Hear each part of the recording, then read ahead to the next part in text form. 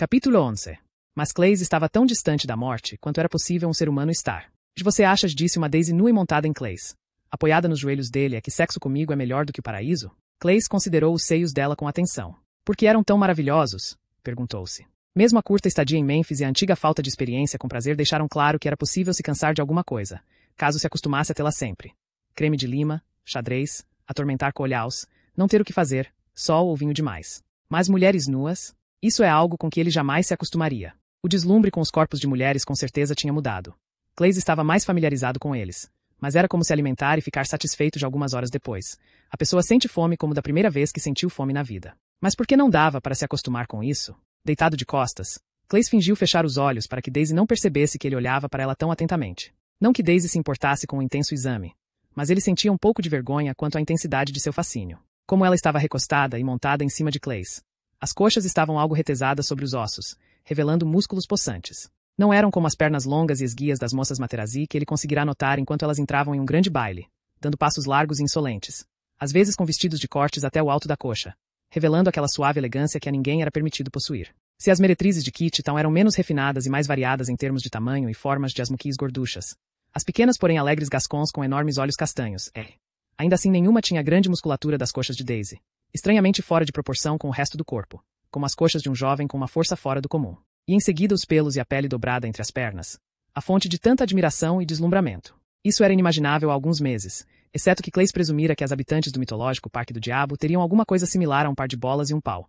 Só que mais pontudo e feroz como era mais condizente a algo tão infernal. A realidade de algo tão escondido e tão delicado ainda o fazia suspirar de vergonha e alegria. Que ideia! Que coisa era essa? A seguir, vinha a barriga de Daisy com uma camada quase imperceptível de gordura. Depois os seios redondos de mamilos duros, rosados e marrons, o pescoço vigoroso, os lábios carnudos pintados com aquela coisa vermelha com jeito de cera que ela quase sempre usava. Por fim, o olhar feliz e sorridente e o cabelo comprido. "Você nota algo de diferente em mim?", e perguntou ela. "Se já acabou de babar." Ele abriu completamente os olhos. "E não gosta que eu olhe para você?" "E adoro. Mas não precisa esconder." Eu não estava escondendo, falou Clays, irritado e envergonhado. "E não fique irritado. Você pode olhar para mim sempre que quiser. De qualquer forma, você não respondeu à minha pergunta." "Então?" Obviamente havia alguma coisa que Clays deveria ter visto, mas não viu. "E eu não sei", falou, depois de olhá-la de cima a baixo. "Fale. E você não faz ideia." Clays notou que o tom de voz e a expressão de Daisy mudaram. Ela estava aborrecida com ele por não ter reconhecido uma trança no cabelo, ou uma unha com uma pintura mais caprichada no dedo médio. Daisy estava nua, afinal de contas. O que podia estar diferente? "E eu estou grávida." Clays a encarou como se não entendesse. O que de fato era verdade. "E eu não sei o que isso significa." Daisy retornou o olhar com o mesmo espanto. A situação seria mais difícil, ou pelo menos mais estranha do que ela havia pensado. "E eu vou ter um bebê." Embora a expressão dele tenha mudado para uma cara de surpresa, aos olhos de Daisy isso não pareceu indicar uma maior compreensão do fato. Mas como assim?" Pergunta Kleist, Astrocido. "E o que você quer dizer? E como você vai ter um bebê? Você não sabe como os bebês são feitos?" Não. Não falaram disso naquele seu santuário.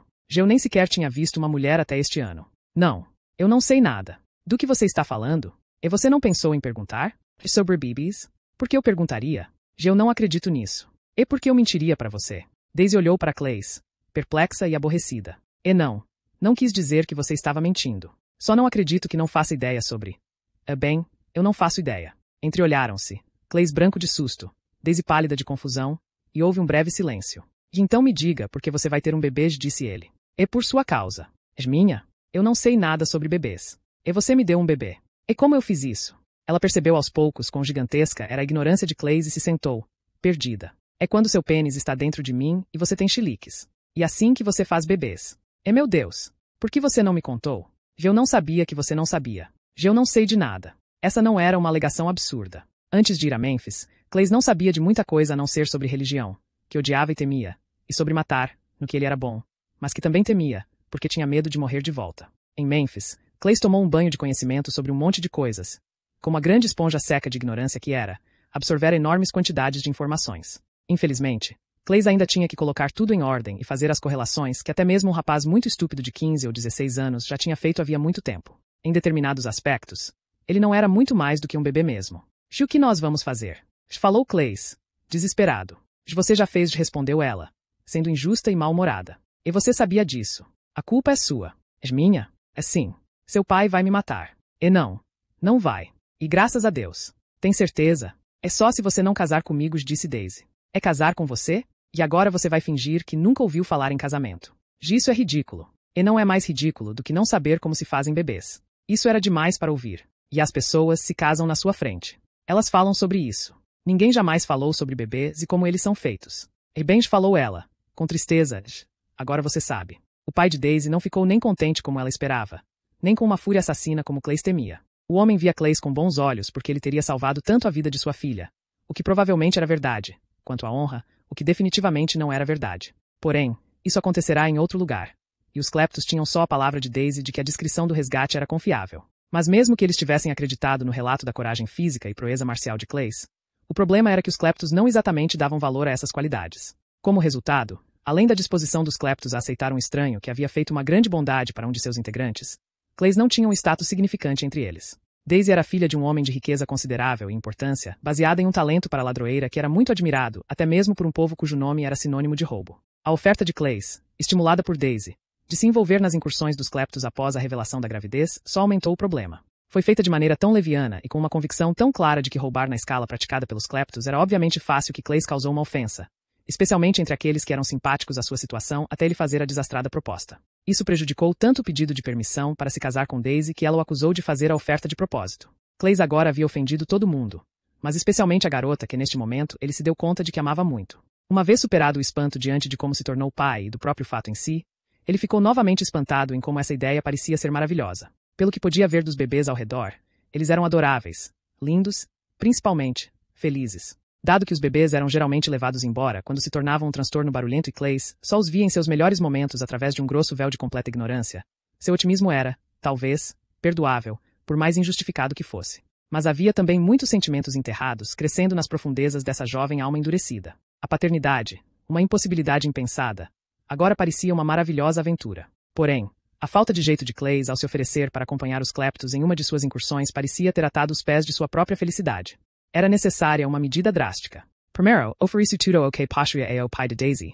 Nominalmente tudo o que Pilhara de Memphis e Ribara de volta de gang de Lord Dunbar. Isso serviu para deixá-lo contente e acalmar Daisy. Depois ele propôs uma demonstração de como seriam úteis sua brutalidade e sua habilidade como arqueiro, de tal forma que não representasse nenhum desrespeito ao talento dos Cleptos como ladrões. Ao ouvi-los se gabarem das quase invariavelmente bem-sucedidas incursões, assim diziam eles, ficou claro que a relutância de parar para lutar levava os Cleptos a praticar um plano de ação simples e perigoso assim que despojavam os vizinhos de cavalos, gado, carnes, frutas conservadas, caixas de vinho, cadeiras, dinheiro, ovelhas, cabras, porcos, enfeites e qualquer coisa que pudesse ser guiada ou carregada. O princípio que sempre seguiam era simplesmente dar no pé o mais rápido possível de onde quer que estivessem para a segurança das montanhas. A recusa absoluta de qualquer Clepto em correr um risco maior que qualquer outro Clepto e a falta geral de entusiasmo por combate significavam que não eram tomadas providências para defender a retaguarda ou criar posições móveis de defesa que pudessem ser usadas para atrasar perseguidores, não importa o grau de determinação que tivessem. Nos meses desde que chegará como uma visita razoavelmente ilustre, Clace vinha fazendo um número de arcos de qualidade consideravelmente maior do que aquele que usará para trucidar Dunbar e sua gangue.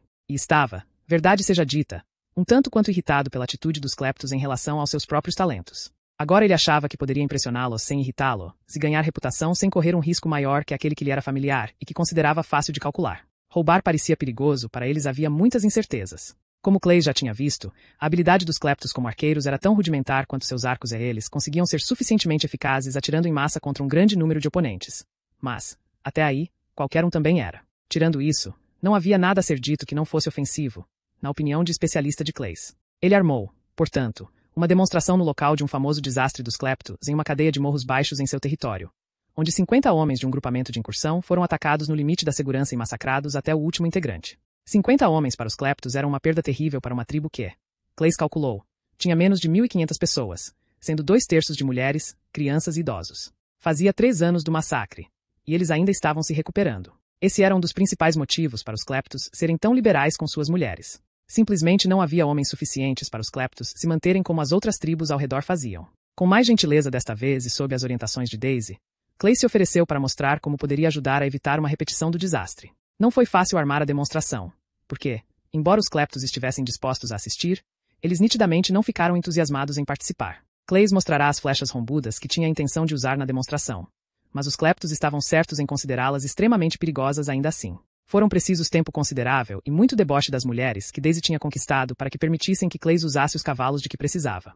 No fim das contas, tudo foi aprovado, e o local, preparado. Compreensivelmente, aqueles reunidos para assistir estavam ressentidos, e alguns, muito abalados por serem lembrados de tamanha calamidade. Clays montou 20 bonecos de forma razoavelmente humana, e Daisy e suas amigas amarraram os bonecos aos cavalos que foram providenciados com tanta relutância. Clays ficou atrás de uma mureta da altura do peito que ele montou e disfarçou com galhos bem no local onde o massacre acontecerá. A 500 metros, os cavalos entediados olhavam, comendo a grama espinhosa sem entusiasmo. A seguir, mais ou menos 20 garotas fizeram uma fileira improvisada com os animais relutantes voltados para Clays, ao longe. Cada uma sacou um chicote de couro e, após o grito de Daisy, bateu com força nos flancos dos cavalos. Isso mudou a atitude dos animais, que guincharam, empinaram e dispararam assustados com as garotas berrando atrás dele e os homens de palha montados em cima quicando e balançando. Só para provar seu ponto de vista, Clays ficou nu da cintura para cima a fim de melhor exibir seu estranho porém impressionante tronco, com músculos parecidos com nós em uma corda grossa como os de alguém 20 anos mais velho. Disparou um tiro. Todos observaram a flecha subir num arco maior e mais veloz do que qualquer coisa que já tinham visto. Ela acertou o homem de palha que Clays mirara bem o peito e saiu pelo outro lado. Foi impressionante, mas ainda assim longe demais para atordoar totalmente os nativos com sua excelência. Ele esperou até os cavalos se aproximarem, abusando da sorte só para se exibir. Então, nos 90 segundos que os assustados cavalos levaram para chegar ao esconderijo de Clays, demandou uma impressionante e veloz sequência de flechas, errando só 2 no momento em que os animais passaram por perto em debandada. Os cleptos ficaram impressionados, mas foram cautelosos. E havia 100 deles naquele dia. Eu poderia ter acertado 30 antes que eles chegassem aqui. Ninguém aguenta tomar esse número de baixas. Além disso, eu não faria desta forma. Ficaria alvejando os inimigos por horas, ou até mesmo dias antes que chegassem aqui. A 600 metros, eu consigo acertar 5 de cada 10 flechadas. 8 se vocês contarem os cavalos. Houve algumas poucas objeções a mais. Porém ele provou sua teoria. Além disso, o que mais os cleptos teriam a perder a não ser um estranho simpático que, no fim das contas, não significava nada para eles?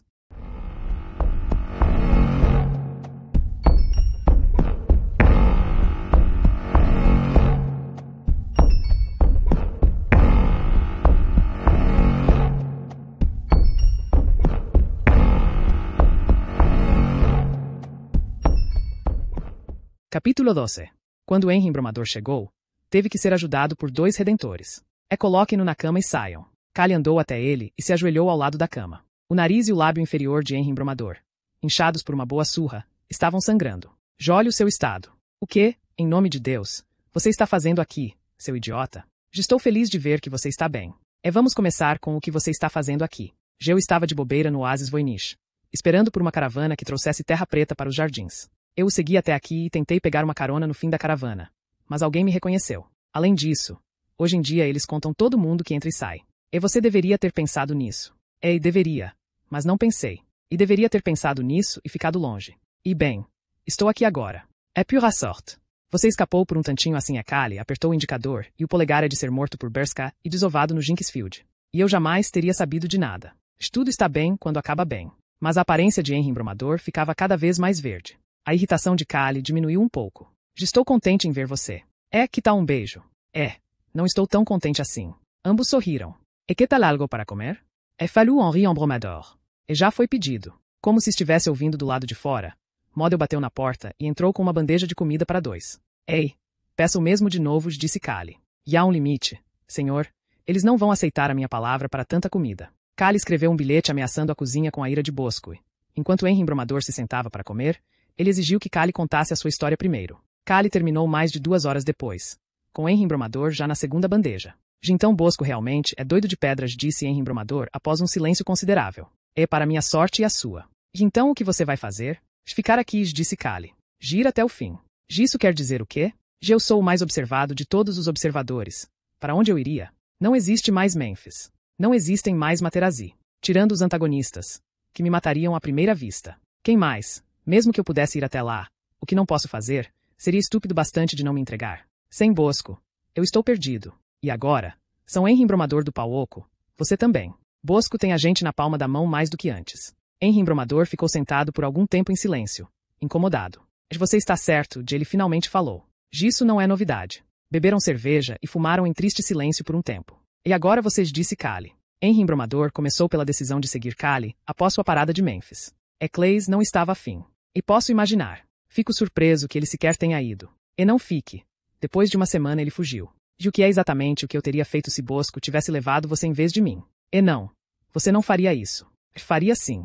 E seja como for, eu e Idris Puck perdemos você perto da Montanha Tigre. Os caminhos são um pouco rochosos para seguir trilhas. Não é o meu forte. De qualquer maneira, Idris Puck tentou me convencer a ir com ele pegar a barca de Vistable. Sinto falta dele. Cheguei a Voynich. E é basicamente isso. Você ficou muito tempo em Voynich. Já que ele é um belo lugar. Gostaria de estar de volta lá. E as explicações ficaram por aí. Cale foi sucinto apesar de ter falado por 2 horas, em parte porque não gostava de histórias de guerra. Mas em parte também porque tinha visto o olhar de Henry Embromador quando falou sobre a convicção de Bosco de que ele era o agente da morte da humanidade. Cale não tinha certeza do significado daquele olhar. Não era convicção, medo ou algo que conseguisse identificar ou que quisesse identificar. Portanto, ele não deu muita ênfase à questão da fúria de Deus depois, quando não conseguiu esconder a perturbação diante da reação de Henry Embromador. Cale não ficou abalado pela hipótese de Henry Embromador achar que aquilo fosse verdade, mas, pelo contrário, que o amigo considerasse a questão risível. Algo dentro de Cale era atraído pela noção da própria grandiosidade e não queria ser debochado. Da parte de Henry Embromador, ele não só deu pouca ênfase à verdade, como também mentiu abertamente, embora não tivesse sido a intenção quando começou a contar a história. Em 6 meses, ambos mudaram. E a questão na mente dos dois era o quanto mudaram. No dia seguinte, quando Henry Embromador foi levado ao seu quarto, as coisas entre os dois ficaram ao mesmo tempo tranquilas e estranhas. Mas Cale queria mostrar que, apesar de ter chegado a um acordo com o homem e a religião que ambos odiavam, ele fizera isso de uma maneira bem diferente do passado. Cale levou Henry Embromador ao convento, embora não tivesse dito aonde iam. Então Henry teve sua primeira surpresa e Cale arrumou uma chave, e deixou que Henry visse que era uma chave em meio a várias outras. Foi tão chocante como se Cale tivesse ficado de joelho, e celebrado uma missa ou retirado a mitra de um bispo e colocado na cabeça. Mas enquanto Cale achou que isso demonstrava que ele agora estava no comando do santuário, para Henry Embromador foi um sinal preocupante. Talvez Cale tivesse aceitado um suborno, da mesma forma que Perkin Varbeck aceitara um galão de xerez e 12 ovelhas para trair o Redentor enforcado. Não era possível, porém o ano passado ensinara a Henry Embromador que tudo era possível. Cale abriu a porta, e eles entraram na primeira camada de muralhas que protegia o convento. Andaram por 10 metros até uma segunda porta com nada menos que 3 fechaduras, que exigiam 3 chaves diferentes.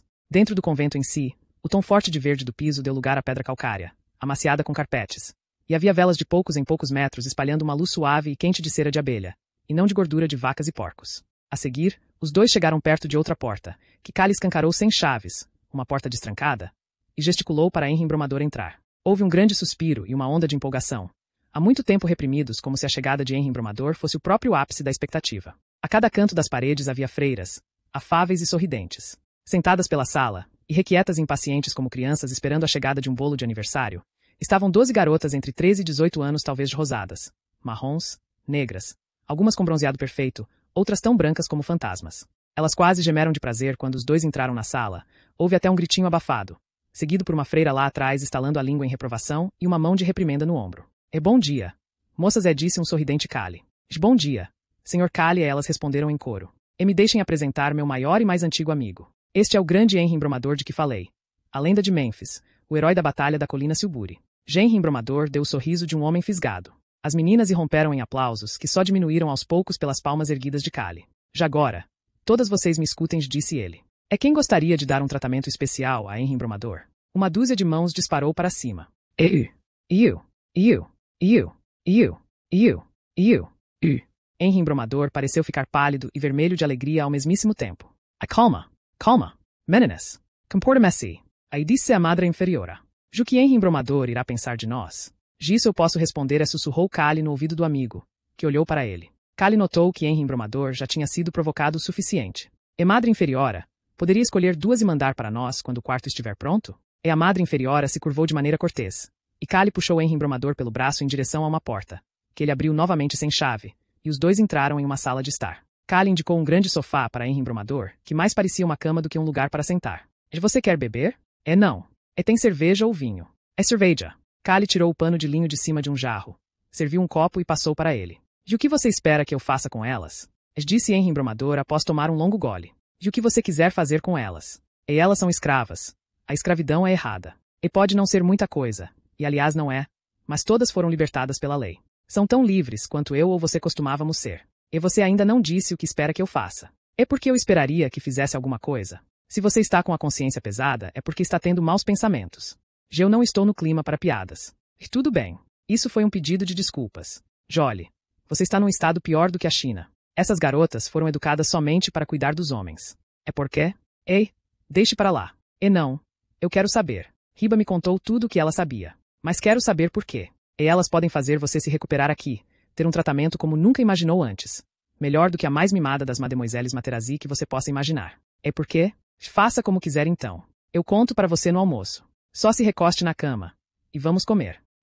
Em poucos minutos, freiras com bandejas bateram na porta e entraram para servir comida no enorme sofá perto de Henry. Havia bife com creme de ovos da Alemanha, um manjar branco com torrões de açúcar, galinha frita e um prato com uma pilha de fatias de bacon torradinhas, pingando de gordura, e cachorros quentes com ketchup e mostarda amarela. Tinha caviar da Nigéria e champanhe da Ucrânia. E gelatina de óleo de rosas com coalhada para terminar. Enquanto comiam, Callie narrou detalhes do manifesto de Picarbo para Henry Embromador. Quando terminou de fazer perguntas, Henry Embromador ficou calado por um minuto e depois sacudiu a cabeça como se tentasse tirar algo dela. É eu que pensei que Bosco fosse completamente biruta. Como a pessoa pode ser tão louca assim e viver? Ambos riram se lembrando do passado novamente. E as garotas não sabem nada sobre isso?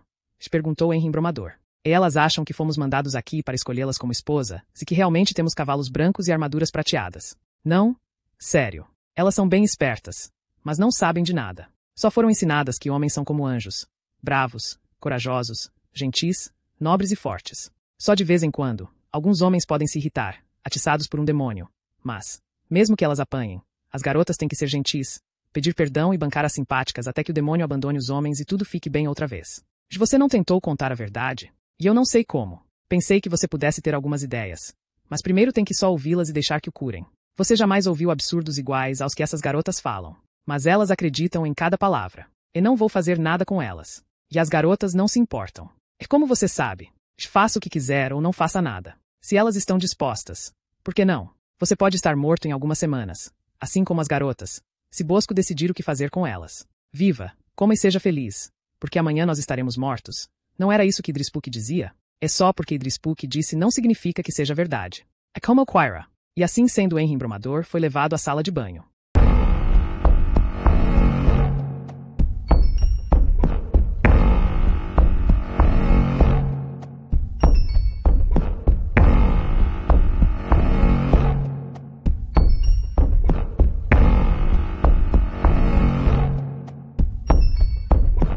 Capítulo 13. Sem janelas e iluminada por velas de cera de abelha para que não cheirasse ou se parecesse com o interior de um forno. A sala de banho no convento do santuário era revestida por cedro vermelho do Líbano e no chão por uma madeira aglomerada vinda ninguém sabia de onde, mas que era apreciada por sua resistência à água e sabão. No meio do aposento havia 2 bancos de madeira que pareciam mesas de corte de carne envernizadas. Um curioso Henry Embromador, cheio de expectativa e preocupação, foi levado à sala de banho pelas 2 garotas selecionadas. Uma se apresentou como Anunciata e a outra como Judite. Quais são os seus sobrenomes? Só temos um nome, disse Judite. Você está se sentindo irritado? Perguntou uma esperançosa Anunciata. Não. É de maneira alguma. Não estou entendendo. Seria mais fácil para nós se você gritasse conosco. Falou Judite. Batesse aquelas portas dos armários. Por quê? Nós gostaríamos de treinar a acalmá-lo. Por quê? Os homens gritam muito. Não gritam? Perplexo com o que elas queriam, Henry Embromador teve que dar o braço a torcer que era realmente verdade que os homens gritavam muito, de acordo com a sua experiência. E faziam coisas muito piores que só gritar. E nós pedimos ao Sr. Callie para gritar conosco. Mas ele disse que não era uma boa ideia. E provavelmente porque é verdade. E o senhor vai gritar? Ah, por favor. Elas imploravam com tanta doçura que, por mais sem jeito que ele se sentisse, Henry Embromador achou que seria rude dizer não. 5 minutos depois, ele estava sentado no canto da sala, chorando como se o coração estivesse se partindo, enquanto as garotas, por sua vez agora pálidas e perplexas, o encaravam abaladas pela tempestade de fúria que irrompera de um jovem tão doce, que chorava incontrolavelmente diante delas. Após 10 minutos, a agonia começou a passar, e as meninas ajudaram Henry Embromador a ficar de pé. Desculpe, ele não parava de falar. Desculpe. Pronto. Pronto, respondeu Judith. Sim, já acrescentou Anunciata. Pronto. Pronto. Elas o conduziram para uma das grandes mesas de madeira, depois de tirar sua camisa, calças e meias. Henry Embromador resistiu vagamente quando começaram a retirar a tanga. Porém elas disseram, temos que lavar o senhor, como se fosse uma das imutáveis leis de Deus. Ele estava cansado demais para resistir. As garotas suspiraram ao ver as antigas cicatrizes e os novos cortes e hematomas causados pelas surras na prisão número 2, se perguntaram com tanta delicadeza como ele arrumara aquilo que Henry Embromador quase começou a chorar novamente. Eu escorreguei num sabonete, ele disse. Riu e assim conseguiu se controlar. Percebendo que Henry Embromador não estava disposto a contar, as garotas saíram para pegar água quente e sabonete. As 2 sabiam que ele não tinha tropeçado num sabonete, porque estava claro que ele não via há algum tempo. Judith despejou cuidadosamente um balde de água quente sobre ele da cabeça aos pés. E Anunciata começou a passar uma toalha bem ensaboada, com muita atenção para não pressionar com força sobre os cortes e hematomas. Pela hora seguinte, apertaram, massagearam e relaxaram seu corpo dolorido com tanta delicadeza e habilidade que Henry Embromador pegou no sono. Quando as duas terminaram, ele não acordou nem quando foi secado com cuidado, em cada dobrinha como um bebê, nem quando elas passaram talco de qualidade de Meribá e perfume de óleo de damasco. As meninas o cobriram com toalhas e o deixaram dormindo. Ele não acordou até quase o fim da tarde, quando as duas retornaram e o levaram para a sala de jantar, onde foi novamente alimentado e perguntado sobre sua vida lá fora. Henry Embromador achou que não havia nenhum motivo para contar algo desagradável. Nem queria fazer isso. Então falou da vida em Mêmfis enquanto elas suspiravam de surpresa e alegria a cada palavra sobre as torres surreais, os mercados animados e a juventude dourada de os grandes homens, as mulheres geladas. Como? Perguntaram horrorizadas. Por quê? Sentado ali, bebendo, comendo e relaxando muito bem ao lado de duas belas garotas que ouviam atentamente cada palavra. Henry Embromador se deu conta mesmo enquanto falava de que isso era uma coisa que jamais poderia acontecer com ele novamente. Mas o prazer não tinha acabado. Com a curiosidade satisfeita, ao menos temporariamente, as duas tinham mais coisas reservadas para ele. Mas sobre isso não é necessário dizer nada.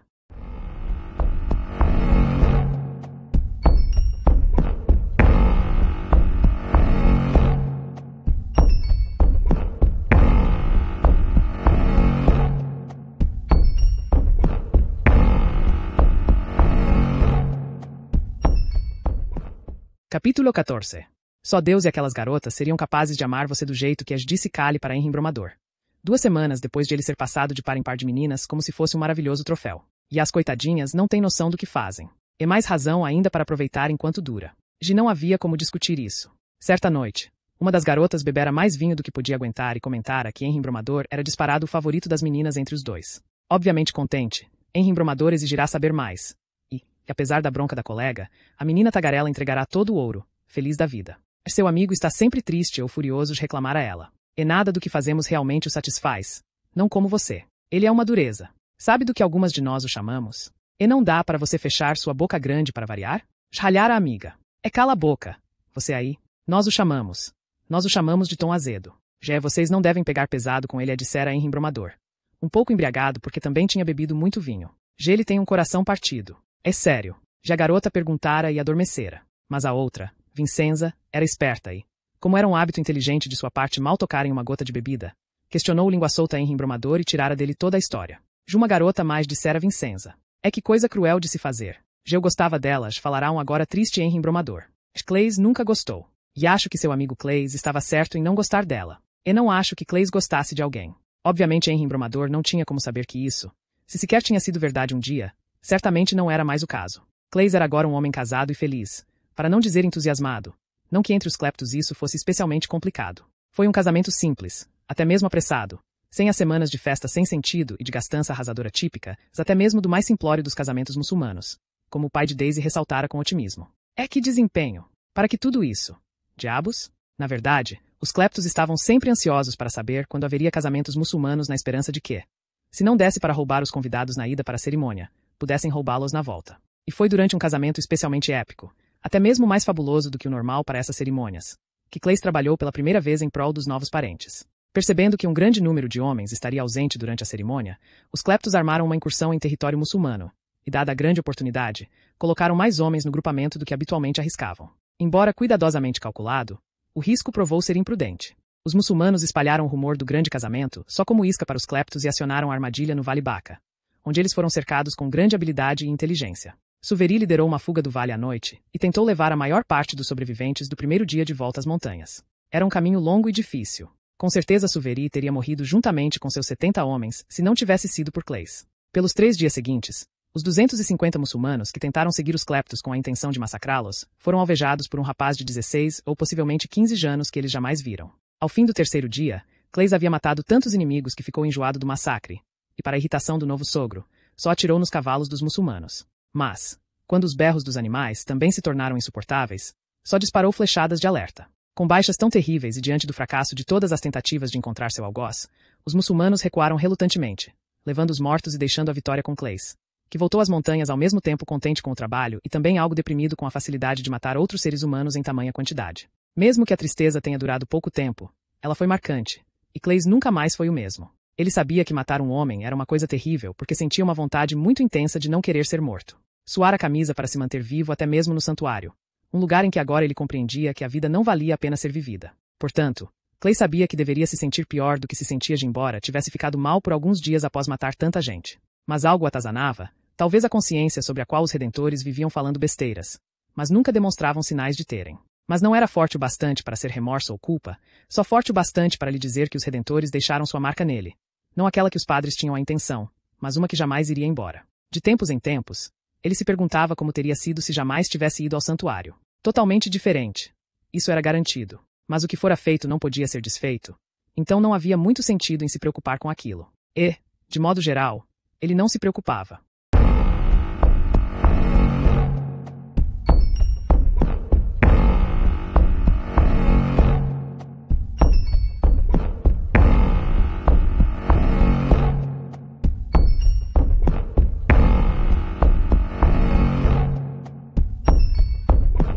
Capítulo 15. Há uma rima infantil sobre os laconicos que os meninos de rua de Mênfis costumavam cantar para pular amarelinha. Os éforos da Lacônia esqueletos com cheiro de amônia sua sopa é negra e o humor também a vida de seus bebês não vale um vintém 1, 2, 3, 4. Eles matam os escravos por diversão, matam mais um e aproveitam a ocasião nas cabeças. Caixões eles levam e neles dormem. A cama desprezam 5, 6, 7, 8.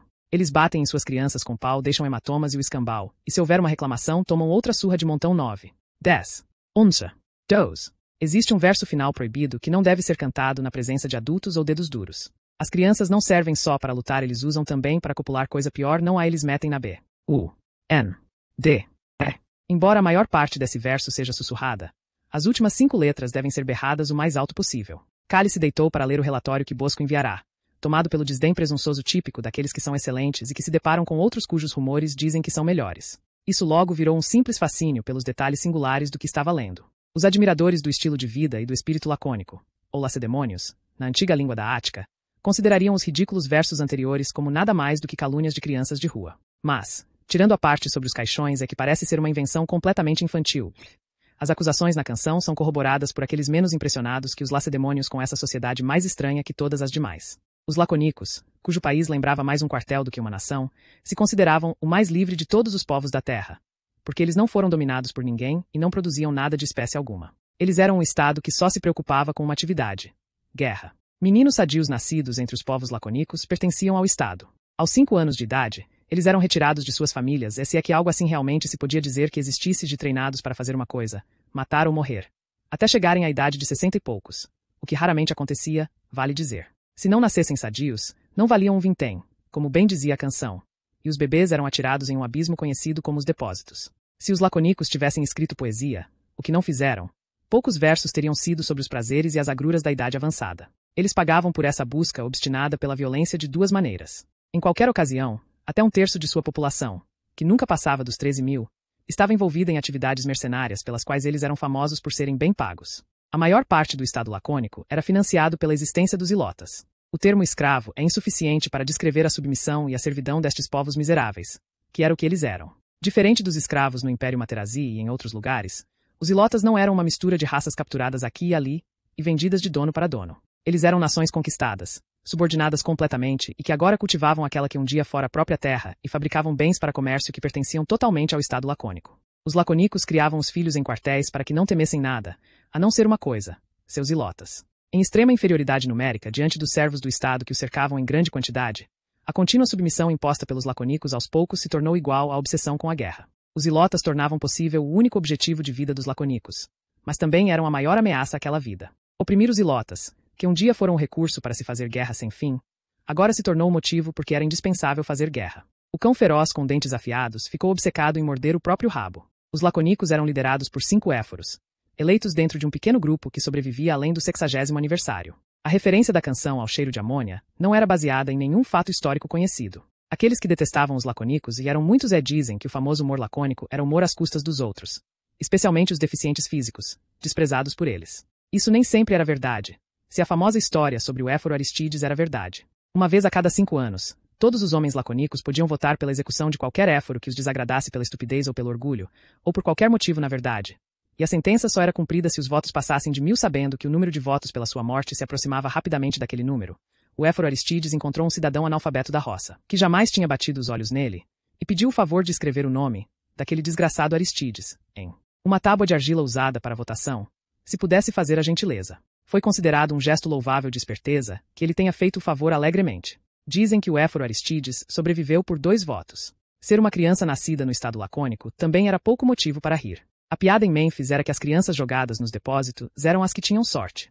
Uma vez mandados para um quartel, a comida servida aos meninos era tão ruim quanto aquela dada aos acólitos dos Redentores, porém em menos quantidade. Essa maldade tinha a intenção de torná-los engenhosos a ponto de terem que roubar para se manterem vivos. Se fossem pegos, eram castigados severamente, não pela imoralidade, mas por demonstrarem falta de habilidade na execução do roubo. A história de um menino de 10 anos que roubou a raposa de estimação do Éforo Shalom com a intenção de comê-la, e foi chamado para participar de uma parada militar antes de conseguir torcer o pescoço do bicho e escondê-lo. Dizem que, em vez de revelar sua presença e mostrar que fracassara diante dos colegas, ele deixou a raposa devorar suas entranhas e caiu morto sem dar um pio. Os que achavam essa história completamente implausível antes de encontrarem os laconicos não tinham mais tanta certeza assim depois de os conhecerem. A famosa sopa negra mencionada na canção era feita de sangue de porco e vinagre. Um diplomata da Duína, um negociador contratado da mesma forma que mercenários eram soldados contratados, certa vez provou esse preparado e disse para os laconicos que lhe ofereceram a sopa que ela era tão repugnante que isso explicava porque eles estavam tão dispostos a morrer. Como era costume de espertinhos desse gênero,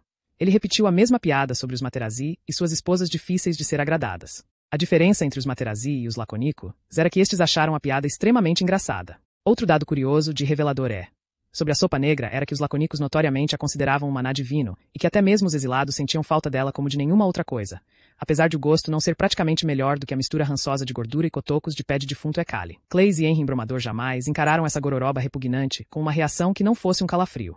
Se o senso de humor dos laconicos abranda sua opinião sobre eles e você os acha preferíveis ao fanatismo e à crueldade dos Redentores, ou à arrogância e ao esnobismo dos Materazzi, agora chegamos à mais sombria e revoltante de todas as práticas concebidas pelo povo provavelmente mais estranho da história do mundo. Enquanto qualquer pessoa em sã consciência considera sexo entre homens adultos e jovens meninos como um crime que exige a vingança divina e pune aqueles que cometem tais ações com a morte, quanto mais horrível, melhor.